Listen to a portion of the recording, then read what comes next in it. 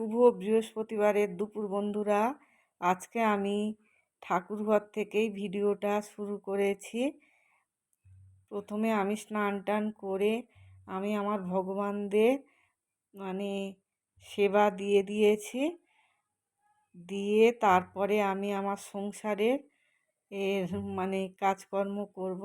আমার ভগবানদের বড় পরিবার, তোমরা একটু দর্শন করে নাও। আমি রান্নাঘরে চলে এসেছি, আমার ভাত হয়ে গেছে।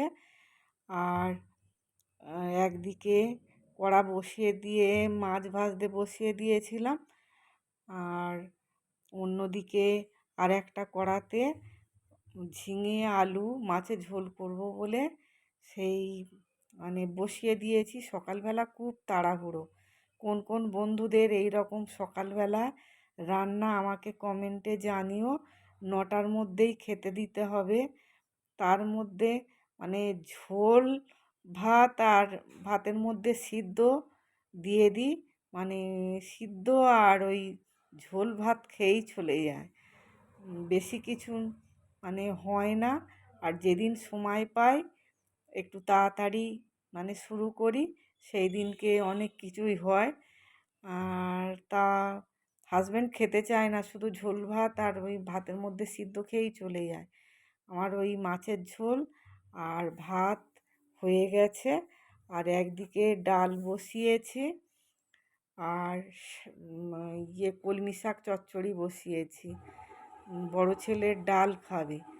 আর বাটা মাছ ছিল বলে এই ঝোল করে নিয়েছি। আর হাজব্যান্ড একটু সবজি খেতে ভালোবাসে। ডাল আর এদিকে কলমি শাক চচ্চড়ি হয়ে গেছে। ছোট ছেলে এবারে ঘুম থেকে উঠে বলে আমি ডিম খাবো। আর এই ডিম আলু আমি সিদ্ধ করতে বসিয়ে দেবো। আলু কেটে নিয়ে তারপরে হাজব্যান্ড খেয়ে চলে গেছে।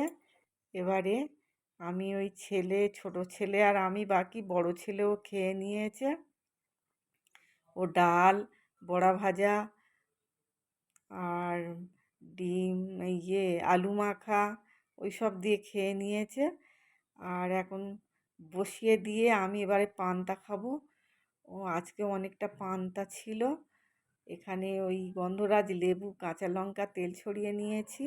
আর বড়া ভাজা আর আলু মাখা আর আলু সিদ্ধটা বসিয়ে দিয়েছি। বন্ধুরা, তোমরা কি কি রান্না করলে আমার সঙ্গে শেয়ার করো, কমেন্টে জানিও। তাহলে এখন আমি খেয়ে নিই। সবাই ভালো থেকো, সুস্থ থেকো। আবার দেখা হবে একটা নতুন ভিডিওয়। টাটা।